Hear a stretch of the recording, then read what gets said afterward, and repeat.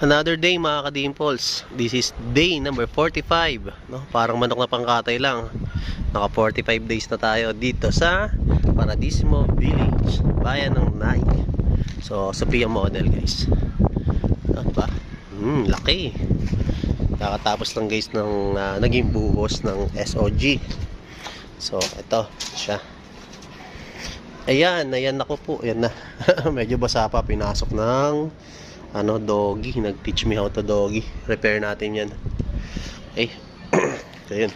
Hindi na natin nabutan yung mga workers dito.